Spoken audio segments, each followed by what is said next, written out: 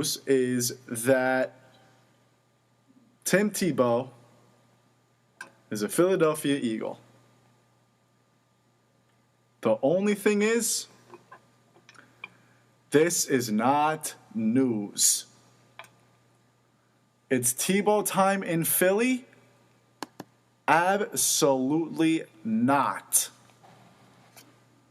Now, I get it. Tim Tebow is the perfect athlete to cover. The guy, he's a football player. Football is the most popular sport in the United States. He's very religious, so people of all ages will follow this guy. He's a good-looking guy. He was a big college player. But you know what?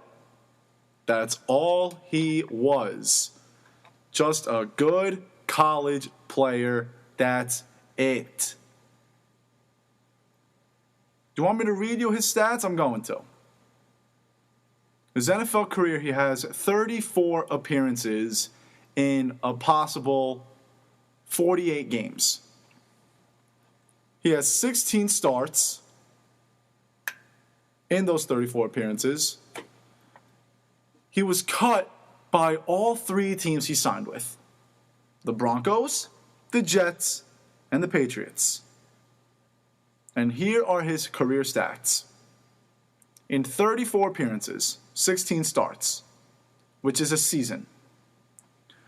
47.9 completion percentage, 6.7 yards per attempt, 2,422 total yards, 17 touchdowns, 9 interceptions,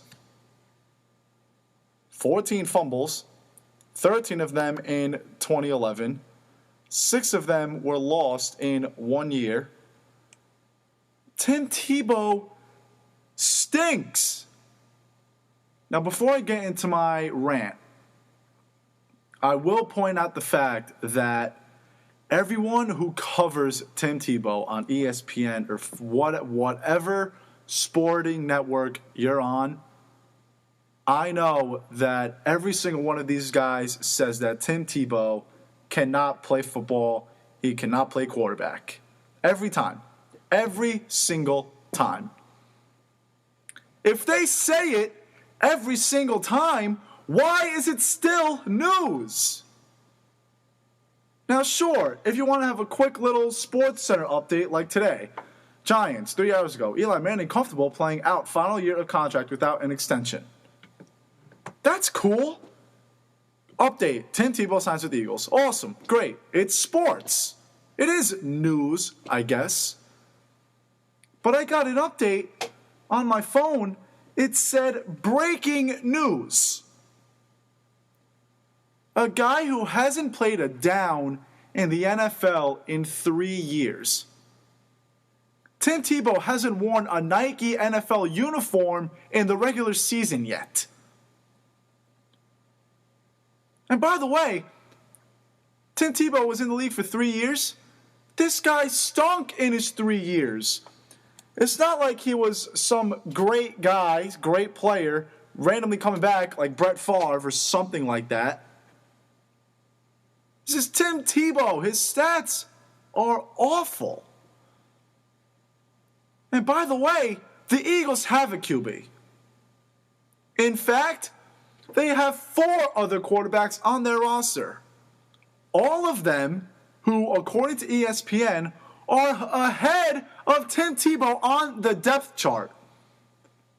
And ESPN wants to call this breaking news. A 5th string quarterback who probably will not even make the team through the first 2.5 weeks of training camp. He'll be lucky if he gets to training camp. OTA started today. I don't know when the Eagles go down there, but seriously, Tim Tebow would be lucky to make it out of that. And ESPN is calling this breaking news. And it's not just Tim Tebow. Johnny Manziel, the guy takes a shower and it's a 3-hour special on a 30 for 30. Michael Sam got drafted in. Michael Sam was a big story because this is the first gay athlete in football, second athlete to come out of the closet ever, I guess you can say. That was a big deal. But then, when he was a 7th round pick, and then everyone projected him to get cut anyway, they were still going insane. I remember the Rams and the Browns played each other in preseason football. And it was Michael Sam versus Johnny Manziel. And I knew that ESPN was going to have a field day. Two of its most hyped up athletes, both of whom stink. So why are they covering them? And then Michael Sam just so happened to sack Johnny Manziel. Oh my. I don't think ESPN has been so excited since LeBron won the finals in 2013. Seriously. Now, speaking of LeBron, people hate when ESPN covers LeBron. Is it annoying? Yes. And I love LeBron. Same thing goes for Derek Jeter last year during his farewell tour. Even Mariano Rivera. And now, Chris Bryant is a victim. And I'll get to that soon, believe me. At least LeBron James is an above-average player, let alone the greatest player on earth. ESPN should cover what LeBron James does every waking second. Because he's the best player since Michael Jordan. LeBron has the potential to be top 10 of all time if he's not already, top 5 of all time if he's not already, and definitely top 2, top 3. So people want to complain about ESPN covering LeBron when meanwhile they're covering Tim Tebow, a 5th-string quarterback, Johnny Manziel, who would be lucky to see it down in the NFL, and same goes for Michael Sam. No offense to Michael Sam and Johnny Manziel and Tim Tebow, but sorry, you guys stink. I remember before Stuart Scott passed away, and it was either Stuart Scott or Stan Verrett, and I'm pretty sure it was Stuart Scott. He must have had a good night. And Stuart Scott literally said on the air, he said, "You guys said we ride LeBron too much? Hush." Why did he say that? Because LeBron's actually good. Michael Sam, Tim Tebow, Johnny Manziel, all these guys, they're not good. So why are we calling Tim Tebow breaking news? If Tim Tebow were good, I wouldn't care. The same goes for Michael Sam and Johnny Manziel. And like I said, it's happening to Chris Bryant. He had a great spring. And I get it. You're going to cover that because that's a big story. But when Chris Bryant got sent down to the minors at the end of spring training, it was breaking news, but everyone knew it was going to happen. It was the Cubs' plan to send him down to the minors and then bring him up after 12 games. What was the idea? The idea was to save money. If they brought up Chris Bryant on opening day, they would have to pay him a lot more money and pay him for another year. Now Chris Bryant's under contract for 6 years instead of 7. I don't know what the money issue is, but that was their plan, and ESPN acted surprised. And they showed every at-bat in his debut. And they went 0 for 3 with 3 strikeouts. 0 for 4 with 3 strikeouts, excuse me. Now, I'm not saying Chris Bryant's bad. This guy has a powerful stance, powerful swing. He has a lot of talent. He has a great glove in the field. I'm not saying this guy is bad. But Chris Bryant hasn't done anything in the major leagues yet. So quit following him around like he's a puppy. Like a puppy following his owner, I should say. This guy got called up, he got a hit, and ESPN was going insane. I get if you're a Cubs fan, you're going to want to see that. But for so much coverage, it's too much. It was way too much. Now back to Tebow.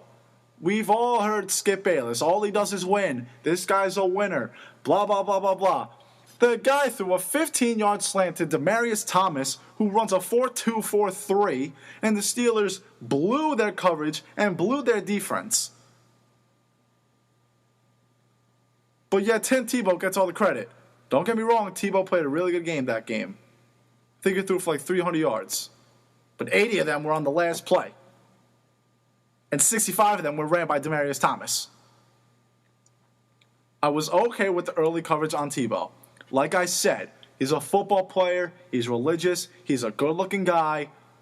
We thought he was going to be good. A Florida Gator first-rounder quarterback. You don't see that very often. But you know what? Now it is proven that the guy can't be an NFL quarterback. He's a great athlete, but an awful QB. So why is this breaking news? If I were an analyst on ESPN and someone said to me, what do you think Tim Tebow has, what effect do you think Tebow will have on the Eagles? I literally would say, on the air, why in the world are we talking about this guy? This guy is not going to have any effect on the Eagles because he won't even make the team. He's the fifth-string quarterback, for crying out loud. And you want to call this breaking news? And then when he gets cut in July, if he makes it that far, August, whatever, then it's going to be breaking news again. Tim Tebow got cut. Oh, now what's his future? He's probably going to go back to the SEC network to broadcast. Why? Because that's where he belongs. He doesn't belong in the backfield. Maybe you could put him in the tight end slot or a wide receiver slot, or honestly, maybe even the running back slot if he stops fumbling. But you know what? He does not belong under center in the NFL. This is not breaking news, and when he gets cut, it's going to be breaking news again, and that's ridiculous. Breaking news. A guy that was supposed to get cut, a fifth-string quarterback who hasn't played a down in the NFL in 3 years, gets cut by the Philadelphia Eagles. Yeah, that's a real good headline, huh?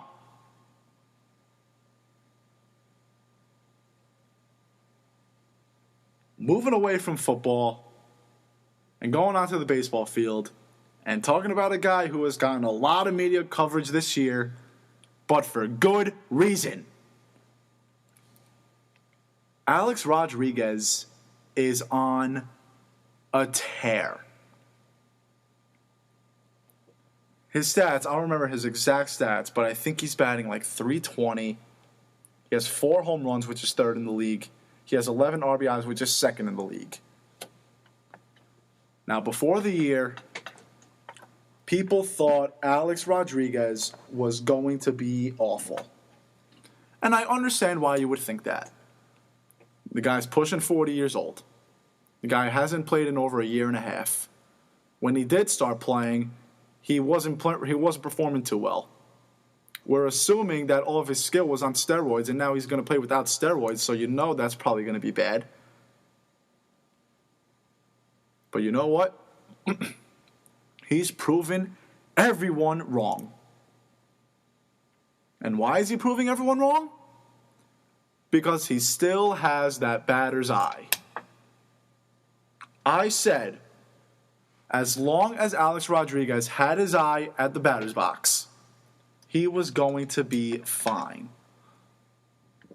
This year already, 7 walks.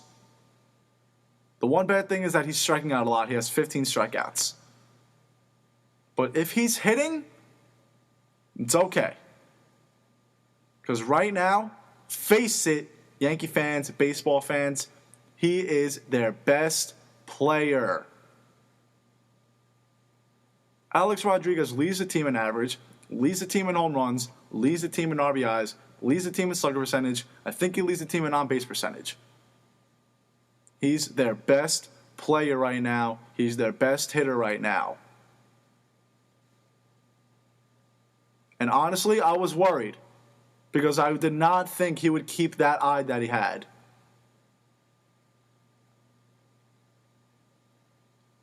I saw it in the spring. he would lay off of bad curveballs low and away in the dirt. And once I saw that, I said to myself, this guy is going to be something for the New York Yankees this year. If you see pitches well, that means you're going to swing or not swing, depending, more often. You're going to have better at-bats. And you know what? Let's say Alex Rodriguez was batting 0 this year. But let's say that he didn't strike out at all.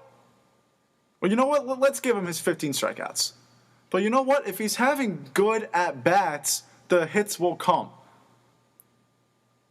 You need a lot of skill to make contact with the ball. But you know what? You need a lot of luck to find a hole. And A-Rod's found holes in the infield, and he's found the wall by a lot. He hit a 477-foot home run for the Yankees on Friday night. He's their best player. Now, some people are still booing him, which I understand. You don't like the guy. But you know what? I was listening to the game on Friday night, the game where Alex hit 2 home runs and the bomb. And there were fans who would boo him, and then he hit the home run, and then they would cheer. I hate the fans who boo him and then cheer for him. I feel like I've told this story on here a million times, but one of the first games A-Rod came back from when his original suspension was announced back in 2013, it was like 70-30 boos. And then he hit an RBI double, and the entire place went crazy. I already disagree with you booing him in the first place. I think if he's on your team, you should boo him. You should cheer for him, excuse me. But then you have the audacity to be so fake and boo the guy because you don't like him and then cheer when he does something. If you're going to boo him, which I disagree with it, be consistent. Yankee fans, this guy is trying to produce, and you know what he is producing? He did nothing to you personally, unless if you work for the Yankees or the MLB. Think about it. Back in the day, we used to cheer for teams who banned African Americans. We cheer for wife beaters and drunk drivers and murderers. But we boo someone for taking steroids? What kind of logic is that? Dante Stallworth killed the guy while drunk driving, and he got cheered for. Ray Rice, before he got suspended for beating his wife, he had supporters at training camp. But these are the same people that boo Alex Rodriguez. I can guarantee you there are some people in the world who said, free Aaron Hernandez, he's not guilty, and wore his jersey proudly the day he got sent off to jail. But they're the ones that claim that Alex Rodriguez is a disgrace to the human race. Is he a disgrace to baseball? Sure. But what about Aaron Hernandez and Ray Lewis, potentially? And Stallworth, and Ray Rice, and Josh Gordon, and Greg Hardy, and all of these guys. By the way, there are cheaters in the Hall of Fame. You ever heard of Gaylord Perry and Whitey Ford? They would use spitballs, which have been illegal for years. They would cut up the ball with their wedding rings and knives. People would use pine tar and cork their bats and whatever. And you want to boo this guy? The reason why you're booing this guy is because he's good. Now, some people want Alex Rodriguez gone. The only people who should want A-Rod gone are the Yankees before he became their best player, and the fans if he's batting below 240, 250. But you know what? Right now, he's batting 320. He's their best player. In the bottom of the ninth, with 2 outs, a hit, you go into the postseason. And out, it's the end of the season. Alex Rodriguez is up. What do you want? If you take the loss, don't consider yourself a Yankee fan. And I hate the people who say you're cheering for Alex Rodriguez. Way to show your kids that taking steroids and cheating is okay. Cheating is never okay. Cheering for Alex Rodriguez is supporting my favorite baseball team. You should never boo anyone on your own team. I know I sound like a broken record. I must have talked about this 100 times on this show. But you know what? That's just how it is. I don't care how poorly someone on your team does, you should never boo them. As a Yankee fan, him producing is great. Why? Because the rest of the team has been awful. Entering the series against Tampa Bay, or entering Saturday, Alex Rodriguez is batting .344.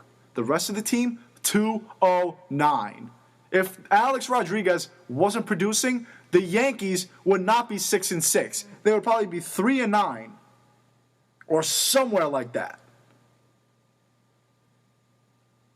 If he plays well, that means the Yankees win games. That's what's been happening. Right now, the Yankees are winning. That makes me happy. It takes a very special person to do what he did, and I say the word special loosely. But you know what? You can't deny the love for the game he has and how hard he tries. That you have to appreciate. In the offseason, he worked his butt off. If he does something well for the team, why should I complain? And by the way, you got Ryan Braun, you got Nelson Cruz, you got Cervelli, Valdespin, Montero, Everett Cabrera. All these guys got suspended. Nelson Cruz just hit a walk-off. I didn't see anyone in Seattle booing. Are they disgraces? They surely are not treated like it. Nelson Cruz was on the Orioles last year, a division rival of the Yankees. I saw the Orioles play the Yankees twice last year, and both times he did not get booed. But you know what? People are booing Alex Rodriguez. They're booing people on their own team, but not the steroid users in the division rivals. You wouldn't boo those guys if they were on your team, because they're not booing them. You're not booing them when they're on someone else's team. So don't boo Alex. If you boo, don't cheer when he does something good. I'd rather you be a bad, consistent fan than a fake fan. Another thing that I hate, I can't stand how more fans are liking A-Rod because he's playing well. Whether Alex Rodriguez is batting 600 or 100, I would cheer for him every time he comes up to the plate. As soon as he goes 0 for 4 with 3 strikeouts, though, everyone is going to turn loose. But I guess that's Yankee fans. And I guess that's New York. But again, I want consistency from fans. Never boo anyone on your team, no matter how poorly they are doing. Mariano Rivera, at one point, he blew 3 saves in a row. He didn't get booed. Now, sure, Mariano Rivera is one of the most respected players in baseball history, and compared to A-Rod, but still, I'm glad he's performing. And you know what? I didn't expect this.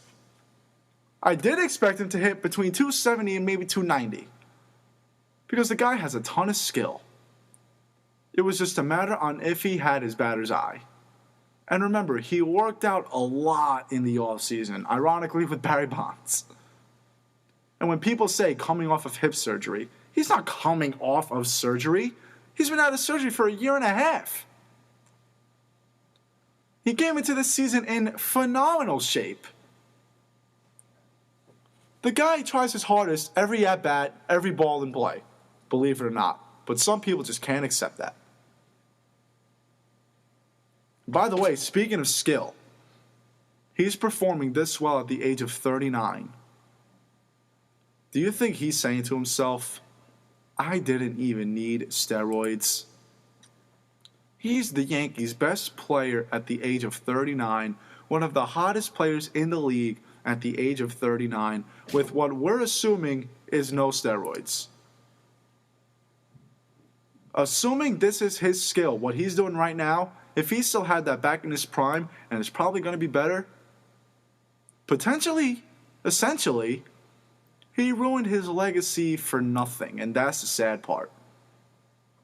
Who knows? Maybe this is just 12 good games of baseball. Maybe he's just on a little bit of a hot streak. We're only 7.4% done with the season. There are 150 games left. 12 games into an MLB season is equivalent in ratio to just over one full NFL game. So who knows? Maybe A-Rod can stink the rest of the year. We've seen people go off week 1 in the NFL and then do nothing. So who knows? Maybe in a month I'll be laughing at the thought that I even said what I just said. But for now, it's in the back of my mind.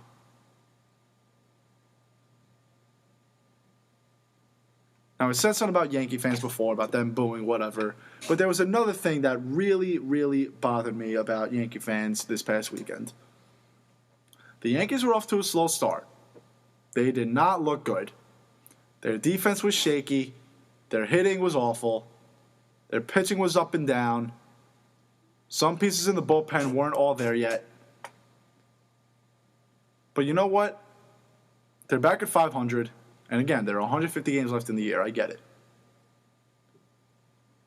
But there were people who legitimately gave up on the Yankees after 9 games. Going back to NFL comparisons, 9 games in the NFL is 9 games in the MLB, is 3 quarters in an NFL game. So I had a conversation on Twitter with some Yankee fans over the weekend. And hold on, I'm trying to find it. This one I was trying to convince some girl that it's okay. There are over 150 games left. There is no need to give up. And she says to me, when the All-Star break comes, when August and September come, will you still be saying that? 9 games into the season is a lot different than the All-Star break in September. 9 games into the season is a lot different than 9 games left in the season. If the Yankees are 500 by the time September rolls around, I'll be panicking. I'm not panicking now, because anything can happen. No team is mathematically eliminated from the playoffs yet, and it's not even close.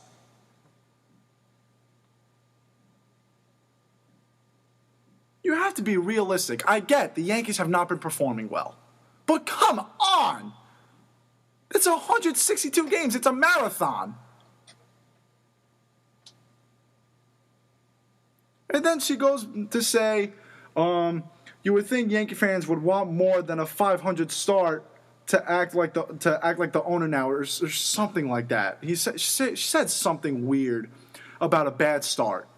And I said to her, that's why Yankee fans are awful. Because almost all of them are so unrealistic. Yankee fans have taken every single win for granted. Every time the Yankees win, it's almost expected. You know what? You need luck to win. Sorry. The Yankees have gone 2 years without making the postseason. 2 years. I've seen the Yankees make the postseason 16 times in my lifetime. You know what? Cub fans haven't seen their team win the World Series since 1945. And the same thing went for the Red Sox for a little while. They didn't win a World Series for 86 years. Winning a World Series, watching your team win a World Series in your lifetime, watching any one of your favorite teams win a title in your lifetime is lucky. I have been very fortunate to have been alive for 5 Yankee World Championships. Even though I really only remember one, which is 2009, that is lucky. I've been alive for 2 Devil Stanley Cups. 2000, my mom was pregnant with me during 95, and 2003. I barely remember that. When the Devils made the Stanley Cup in 2012, when they beat the Rangers, I was ecstatic. Why? Because A, my favorite team just made the Stanley Cup final, and 2, because this is my first time. And I've been lucky to see the Giants win 2 Super Bowls well, now it's 8 years, but at one point it was 2 Super Bowls in 4 years. That is lucky.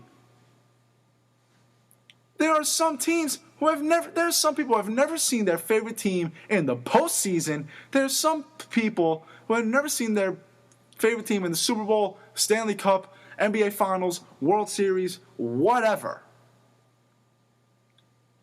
I've never seen the USA hockey team win a gold medal. I've never seen the USA soccer team make the Final Four, quote unquote. I've never seen the Michigan Wolverines win a national championship. You can't go into every season, especially for the Yankee fans, just because the Yankees have 27 World Series titles. They are the most prestigious franchise in all of sports. You know what? That does not matter in today's world. When you look at the present day, you can't reflect back on that.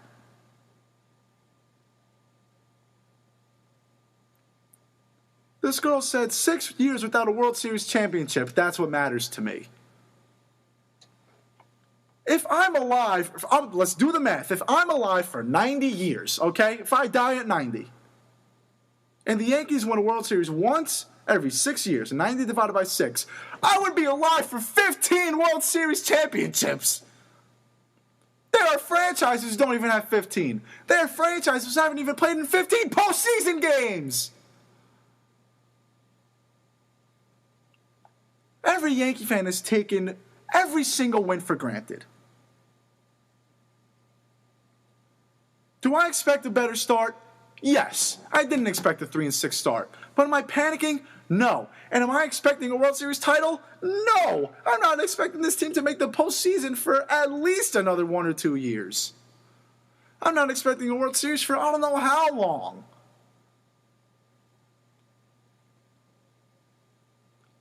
Whenever there's a perfect game on or a no-hitter, and at 3 o'clock in the morning, let's say, there's a good chance that I might never see that again.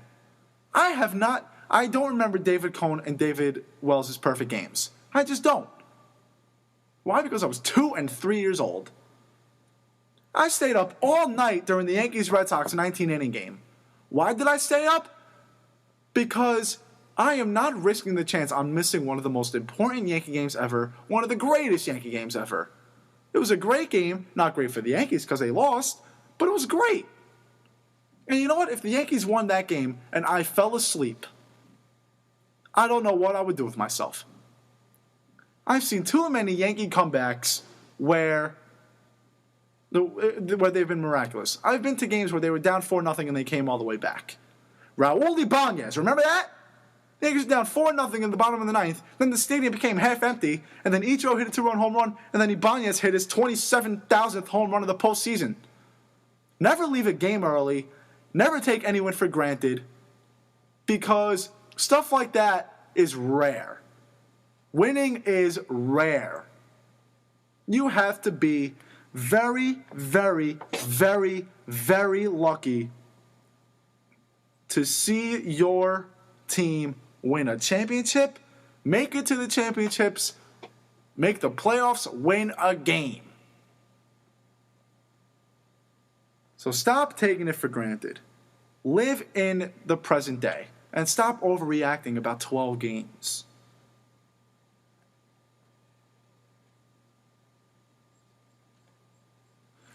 Here we go with some updates as usual.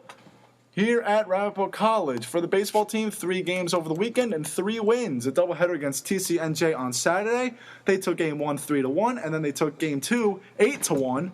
Game 1, Walker Larson threw a complete game, letting up 8 hits, 1 run, walking 4, and striking out 8. He improved to 6-1 on his 5th complete game of the season and 4th in a row. In Game 2, Tommy Portese pitching just as well. 7 innings of shutout ball, letting up 3 hits, walking 5, and striking out 8. He moves to 7-0 overall and lowers his ERA to 1.69. Yesterday was non-conference action against Baruch College.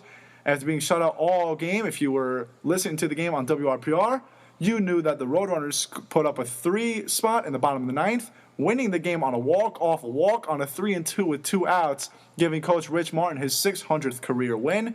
They are back in action tomorrow against the University of Scranton at 3:30 here at Jeff Mullen Memorial Field. The softball team got swept by Moravian College in a doubleheader on Friday, but they came back to sweep Montclair in a doubleheader on Saturday. Game 1, they won 4-3. Game 2, they won 3-0. Game 1, Katrina Buskowski their 10th win in her 12th complete game. 5 hits, 3 runs, no walks, and 5 Ks. Game 2, Grace Brennan with the solo shot. Christina Brizik, a complete game shutout, 6 hits, 2 walks, striking out 2. They're back in action Wednesday in a doubleheader against Rutgers Camden.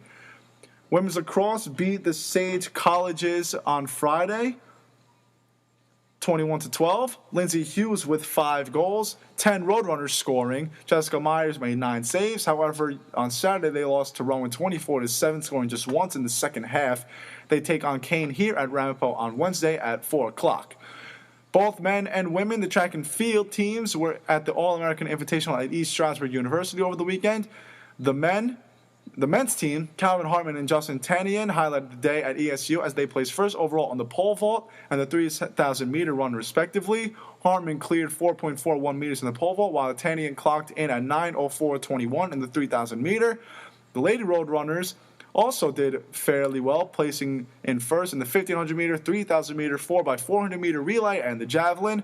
Paris Hughes took home first place overall in the 1,500 meters. She crossed the finish line in a school record 4:45.55, which qualifies her for the ECACs. Lindsay Mackelson earned first in the 5,000-meter run, clocking in at 19:38.29. The 4x4 meters, made up of Alicia Green, Nashima Allen, Kim Gulami, and Mariah Bland also took first place in a combined effort of 4 minutes and 0.11 seconds. Alexis Appizato took the crown in the javelin with a mark of 43.36 meters. Bland also earned 4th place in the 200 meters, crossing the finish line in a personal record 26.05. They are back in action this weekend at the Penn Relays. The men's tennis team has won 11 in a row. They beat Mount St. Mary's and Albertus Magnus in 9-0 each. In the 11-game win streak, they've only lost 16 matches. That's 99-16. They earned the 1 seed in the GNAC tournament. They play number 2 Rutgers Newark on Wednesday. If they win, they take on the winner of Suffolk University and Norwich on Saturday. Moving professionally, the Rangers split the first 2 games at the Garden against the Penguins. Won game 1 2-1, lost game 2 4-3. They're in Pittsburgh for game 3 tonight at 7 o'clock on MSG. The Islanders split the first 2 games in D.C., but on Long Island yesterday, John Tavares netted the game-winning goal in overtime to give the Islanders a 2-1 series lead. Game 4 is at the Barn tomorrow at 7:30. Staying in the East, the Canadians and Senators the Canadians beat the Senators in overtime last night. Dale Wise, a game-winning goal. Montreal leads 3-0. Game 4 Wednesday at 7. Tampa Bay and Detroit split their first 2 games in Tampa. Game 3 is tomorrow at the Joe at 7 o'clock. Moving out west, St. Louis and Minnesota split their first 2 in St. Louis. Game 3 in the Wild's home arena tonight at 8. The Ducks have a 2-0 series lead over the Jets. Game 3 is tonight in Winnipeg at 9 o'clock. The Blackhawks took a 2-1 series lead over the Predators with a 4-2 win yesterday in Chicago. Game 4 tomorrow night at 9:30.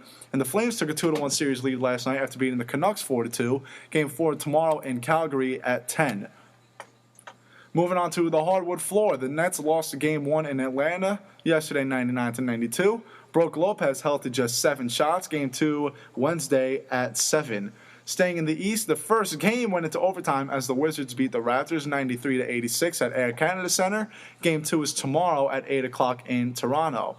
D. Rose played in his first playoff game since 2012 on Saturday, helping the Bulls beat the Bucks 103-91. Game 2 is tonight at 8 o'clock on TNT. The Cavaliers' first playoff game since 2000, and Kevin Love and Kyrie Irving did not struggle. Kyrie dropping 30, and they were doing just fine as the Cavs won 113-100. Game 2 is tomorrow night at the Q at 7 o'clock on TNT. Moving out west, the Warriors almost lost a big lead, but managed to beat the Pelicans 106-99. Game 2 is tonight at 10:30 at the Oracle on TNT. The Rockets took Game 1 over the Mavs 118-108. Game 2 is in Houston tomorrow at 9:30 on, you guessed it, TNT. The Grizzlies took Game 1 in Portland last night, 100-86. Game 2 is in Portland on Wednesday at 8 o'clock on TNT. The Clippers put on a show against the Spurs the other night, won 107-92. Game 2 is at the Staples Center Wednesday at 10:30 on TNT. Moving on to baseball, the Yankees won their first series on Saturday. They finished the sweep of Tampa yesterday with the 5-3 win. Pineda with the win. Teixeira and Headley with 2 RBIs yesterday. Saturday, Tanaka looked like his old self. 7 innings of shutout ball, letting up 2 hits and striking out 8. Chris Young with the grand slam on Saturday. Brian McCann 3 for 4 and a double away from the cycle. A-Rod in the series 4 for 10, 2 home runs and 4 RBIs. The 2 home runs and 4 RBIs were all on Friday. The Yankees start a 4-game series in Detroit tonight at 7. Tonight it's CC Sabathia versus Alfredo Simon. Tomorrow it's Nathan Eovaldi versus Kyle Lobstein. Wednesday it's Adam Warren versus David Price. And Thursday it's Masahiro Tanaka versus Anibal Sanchez. Yesterday the Mets won their 8th in a row. They moved to 10-3 overall. They finished this 4-game sweep of the Marlins yesterday. Matt Harvey did okay, but the bad news is that Travis d'Arnaud and Blemis are out with a fractured hand and arm, respectively. They are off tonight. They start a series against Atlanta at Citi Field tomorrow before going to the Bronx. Tomorrow, it's Nice versus Trevor Cahill. Wednesday, it's Dylan G versus Eric Stoltz. Thursday, it's Bartolo Colon against Julio Teheran. So,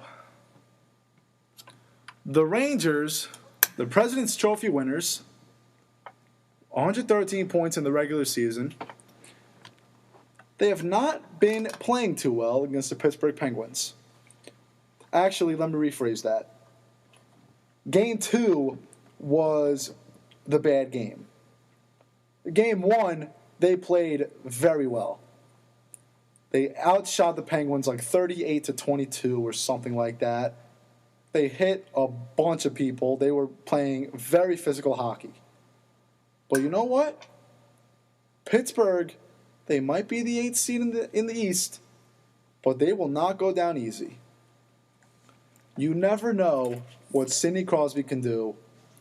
You never know what Evgeny Malkin can do. And who's their goalie? Is it Rask? No, Andre Fleury. Marc-Andre Fleury. Even he can have his days in the net. But you know what? Ranger fans, this was not going to be an easy series. And you have to know that. The Penguins are not truly an 8 seed. Malkin was hurt for a while. Crosby, I think, was hurt for a while. Without those two playing together, that team, of course, is going to struggle in the regular season.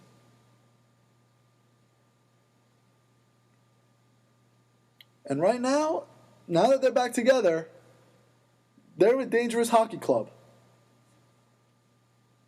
I still think that the Rangers are going to win this series. I think they're going to win the Stanley Cup. But you know what? If they lose this series, is this season worthless? Is this season a failure? Personally, I don't think so. I don't consider seasons failures just because you make the playoffs and then not win the championship. Of course, the Stanley Cup is the overall goal, obviously. But a failure? Your team was the best team in the regular season, by far. Yeah, you got knocked out of the first round, which no one expected. But a failure? Absolutely not. I'm talking like the Rangers actually got eliminated by the Penguins. But if they do, this is not a failure of a season. This season's still a great success. 113 points. Acquired Keith Yandel, a great defenseman. Cam Talbot stood on his head while Lundqvist was injured. Honestly, who knows if Lundqvist would have even done what Cam Talbot did. But going back to the Rangers as a team. Last night, or Saturday night, I did not see them play physically in the second and third periods. The first period, they played very physical. And you know what? In the first game, they played physical and they got shots on goal. Sure, Marc-Andre Fleury played a great game on, Thursday. The Rangers had 38 shots, something like that. And Andre Fleury only let up 2 goals. Talk about standing on your head. My goodness.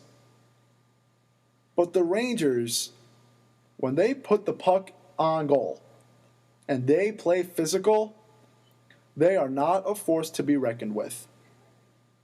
We saw their physicality in Game 1. Derek Stepan scored a goal in the first 24 seconds for the Rangers. That's the second fastest goal in Ranger playoff history.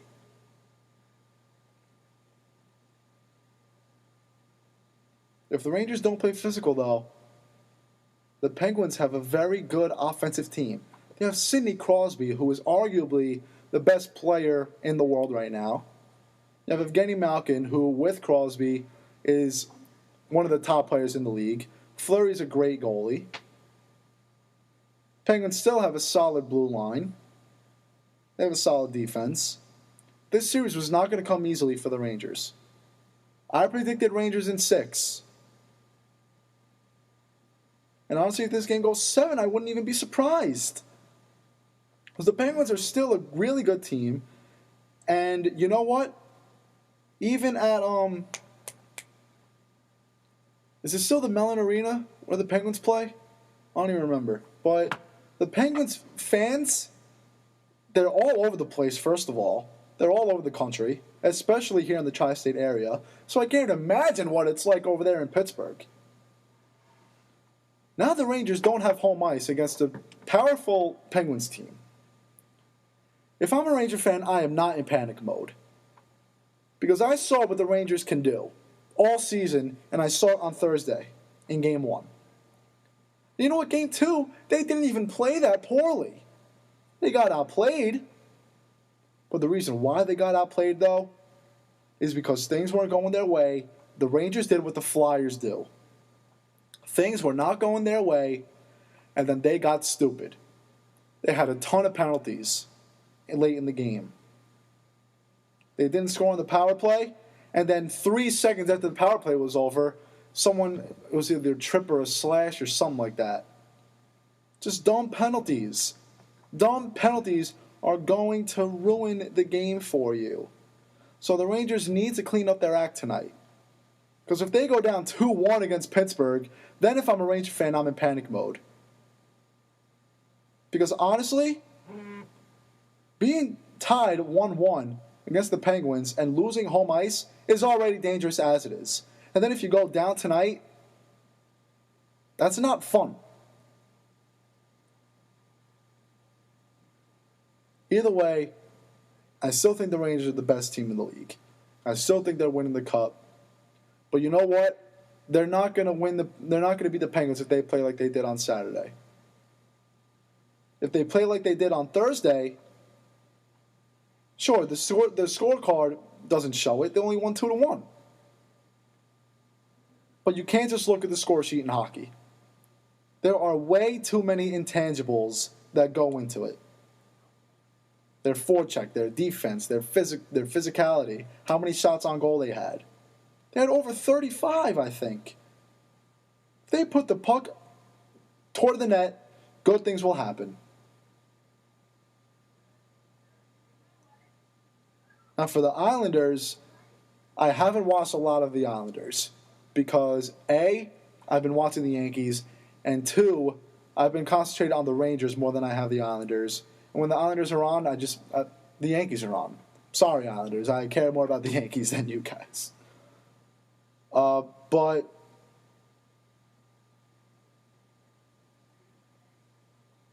I mean, they ended the season terribly.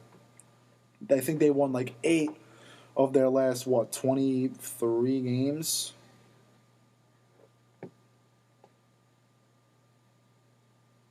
Now that they're back at the barn they do 2-2-1-1-1. So they're in the barn yesterday, tomorrow, and then game 6.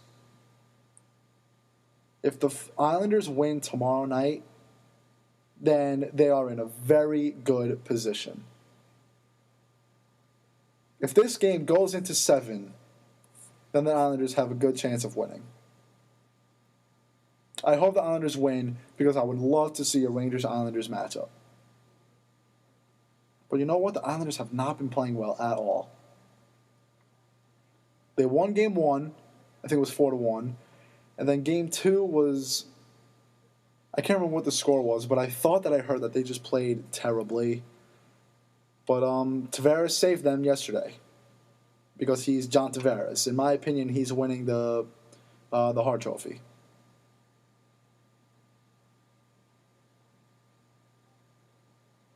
I wish I've been watching the Islanders because I would have so much more to say, but I really don't.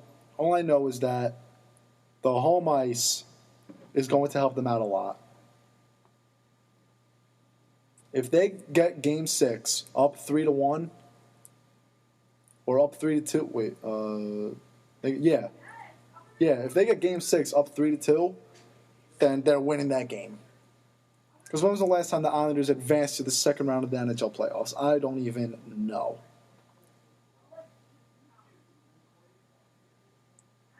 I think the Capitals are going to wind up winning as much as I want to see a Rangers-Islanders matchup.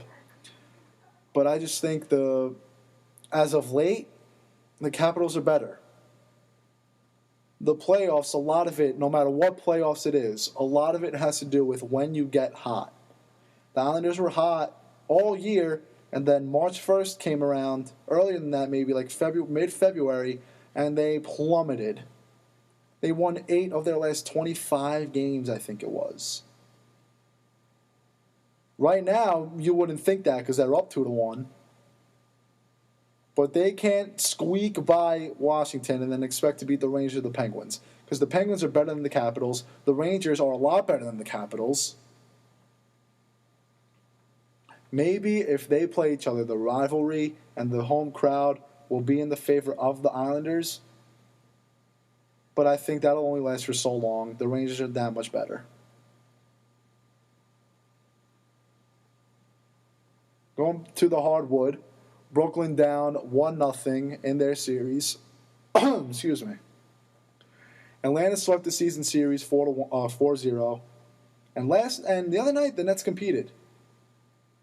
And you know what? I'm expecting them to compete. I think the Hawks win in probably 6. But honestly, I would not be very surprised if the Nets won this series. The Hawks have no one over 7 feet tall. They have no one at 7 feet or taller. And the Nets have Brook Lopez, who has been dominating. And the Nets played very well underneath the boards yesterday. The reason why the Hawks won is because they held Brook Lopez to 7 shots. And most of them were tip-ins. If you get a hold of Brook Lopez, if the Hawks get a hold of him, they're going to win this series with ease. They'll win it in 4. But Brook Lopez has to demand the basketball. He has to be, I'm not going to say he should be the facilitator of this team because they have Joe Johnson and Darren Williams, but he has to facilitate to an extent. Bigs are not usually facilitators. But you know what? Brook Lopez has to show what he can do for this team. Am I expecting the Nets to win no matter what Brook Lopez does? No. I think the Hawks are winning. I think it's going to be Cavs-Hawks in the conference finals. But you know what? The Nets can tear apart the Hawks down low. And that's what they have to do if they want to win this series. I think the Hawks have better shooters, and I think they have better chemistry. But down low, it goes to the Nets. Why do you think Kentucky was so good? Because they had 2 7-footers. They had 2 guys at 6'11". And all their 7-footers and 6'11 guys played like they can play like they're 7 feet tall, or they can play like they're 6'2".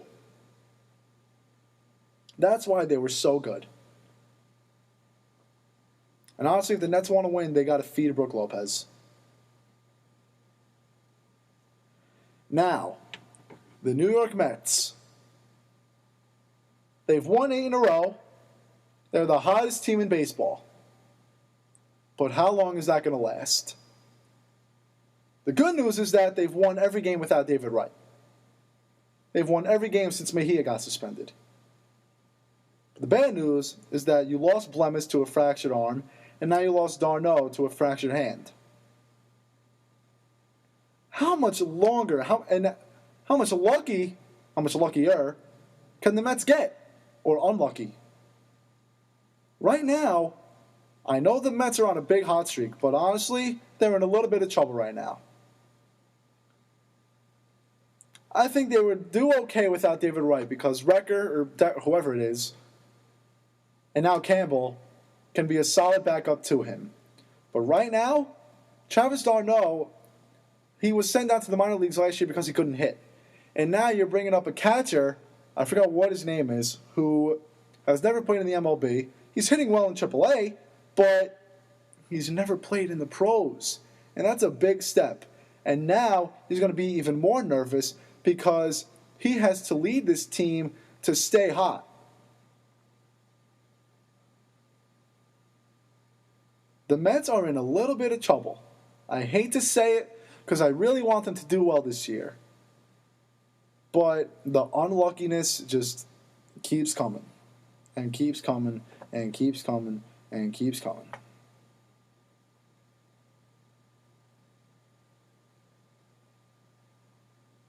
I think that they'll wind up being okay because think about it. They are what? 6-0, 5-0. They're 5-0 without David Wright. They're 8-0 without Mejia. And I know d'Arnaud and Blemis aren't huge pieces to the puzzle, but d'Arnaud was their starting catcher, and Blemis was that big lefty bullpen pitcher that they got from San Diego. It was either San Diego or Washington. I can't remember. And I know that the Mets really aren't used to this guy being on the roster, considering he's been on the team for a week. But now you're missing that lefty arm. As long as the Mets keep hitting, I think they'll be okay. But that's going to be a problem now without d'Arnaud. You have to really hope Lucas Duda comes through. Curtis Granderson has not been hitting. Daniel Murphy has not been hitting. Right now, their best hitter is Lucas Duda. And honestly, who knows how long that can last for? Now, the bullpen and the starting pitchers have that much more to worry about. And they already lost Zach Wheeler. I think the pitching is going to be perfectly fine. But I don't know. I want to see how long this team can last without those guys. I hope it's for long. But now they have a lot more question marks.